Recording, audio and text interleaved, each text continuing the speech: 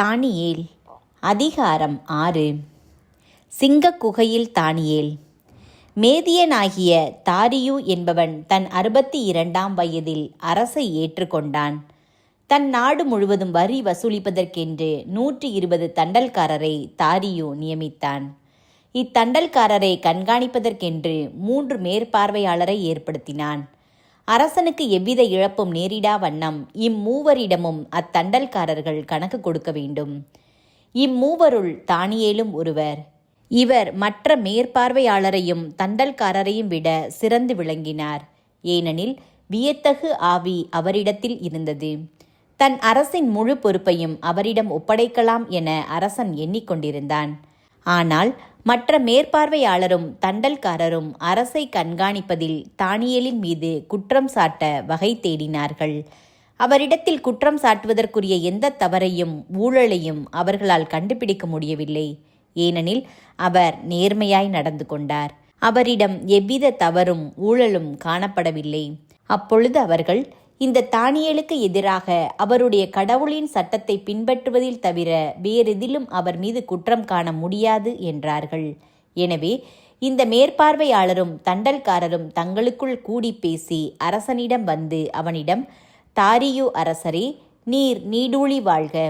அதிகாரிகள், தண்டல்காரர்கள், அமைச்சர், ஆளுநர் ஆகிய நாங்கள் அனைவரும் கலந்து ஆலோசித்து கூறுவது, 30 நாள் வரையில் அரசராகிய தங்களிடம் அன்றி வேறெந்த தெய்வத்திடமோ மனிதரிடமோ யாதொரு விண்ணப்பமும் செய்கின்ற எந்த மனிதனும் சிங்க குகைக்குள் தள்ளப்படுவான் என்று நீர் சட்டம் இயற்றி தடையுத்தரவு போட வேண்டும்.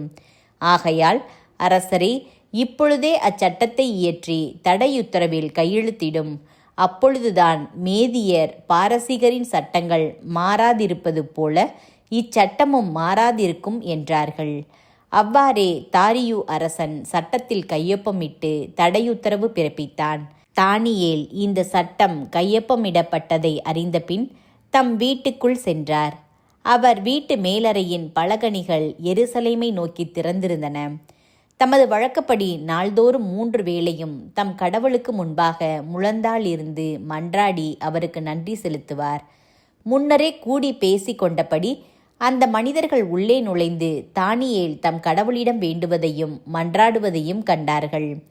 உடனே அவர்கள் அரசனை அணுகி அவனது தடையுத்தரவை பற்றி குறிப்பிட்டு, அரசரே, 30 நாள் வரையில் அரசராகிய உம்மிடமன்றி வேறெந்த தெய்வத்திடமோ மனிதனிடமோ யாதொரு விண்ணப்பம் செய்கின்ற எந்த மனிதனும் சிங்க குகையில் தள்ளப்படுவான் என்ற தடையுத்தரவில் கையொப்பமிட்டீர் அல்லவா என்றார்கள்.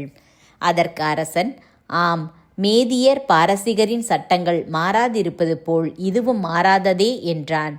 உடனே அவர்கள் அரசனை நோக்கி, யூதாவில் இருந்து சிறைப்பிடித்து கொண்டு வரப்பட்டவர்களுள் ஒருவனாகிய தானியேல் உம்மை மதியாமல் நீர் கையொப்பமிட்டுள்ள தடையுத்தரவை மீறி நாள்தோறும் 3 வேளையும் வேண்டுதல் செய்கிறான் என்றார்கள். ஆனால் அரசன் இந்த சொற்களை கேட்டு மிகவும் மனம் வருந்தினான். தானியேலை காப்பாற்ற தனக்குள் உறுதி பூண்டவனாய் அன்று கதிரவன் மறையும் வரையில் அவனை காப்பாற்ற வழி தேடினான். ஆனால் அந்த மனிதர்கள் முன்னரே கூடி பேசி கொண்டபடி அரசனிடம் வந்து அவனை நோக்கி, அரசரே, மேதியர் பாரசீகரின் சட்டப்படி அரசன் விடுத்த தடையுத்தரவோ சட்டமோ மாற்றத்திற்கு அப்பாற்பட்டது என்பதை தெரிந்து கொள்ளும் என்றனர். ஆகவே அரசனுடைய கட்டளைப்படி தானியேல் கொண்டுவரப்பட்டு சிங்க குகைக்குள் தள்ளப்பட்டார். அப்பொழுது அரசன் தானியேலை நோக்கி, நீ இடைவிடாமல் வழிபடும் உன் கடவுள் உன்னை விடுவிப்பாராக என்றான். அவர்கள் ஒரு பெரிய கல்லை புரட்டி கொண்டு வந்து குகையின் வாயிலை அடைத்தார்கள். தானியேலுக்கு செய்யப்பட்டதில் யாதொன்றும் மாற்றப்படாதிருக்கும்படி அரசன் தன் மோதிரத்தாலும் தம் உயர்குடி மக்களின் மோதிரங்களாலும் அதற்கு முத்திரையிட்டான். பின்னர் அரசன் அரண்மனைக்கு திரும்பி சென்று அன்றிரவு முழுவதும் உணவு கொள்ளவில்லை. வேறு எந்த களியாட்டத்திலும் ஈடுபடவில்லை. உறக்கமும் அவனை விட்டு அகன்றது. பொழுது புலர்ந்தவுடன் அவன் எழுந்து சிங்க குகைக்கு விரைந்து சென்றான்.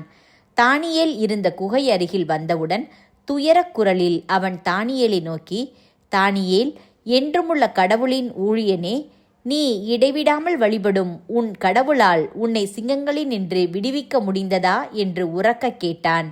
அதற்கு தானியேல் அரசனிடம், அரசரே, நீர் நீடூழி வாழ்க. என் கடவுள் தம் தூதரை அனுப்பி சிங்கங்களின் வாய்களை கட்டி போட்டார்.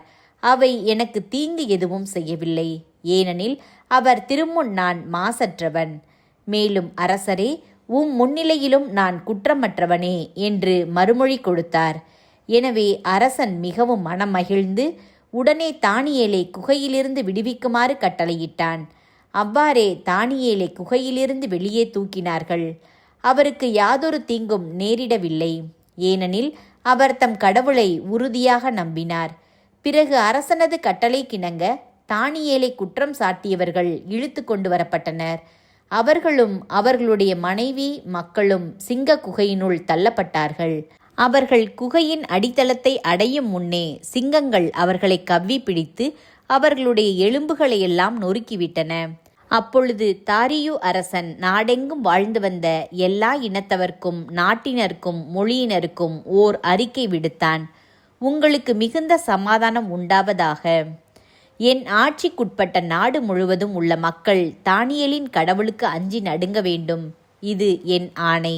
ஏனெனில் அவரே வாழும் கடவுள்.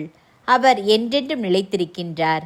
அவரது ஆட்சி என்றும் அழிவற்றது. அவரது அரசுரிமைக்கு முடிவே இராது. தானியேலை சிங்கங்களின் பிடியினின்று காப்பாற்றியவர் அவரே. அவரே மீட்பவர், விடுதலை அளிப்பவரும் அவரே. விண்ணிலும் மண்ணிலும் அரிய செயல்களையும் விந்தைகளையும் ஆற்றுபவர் அவரே.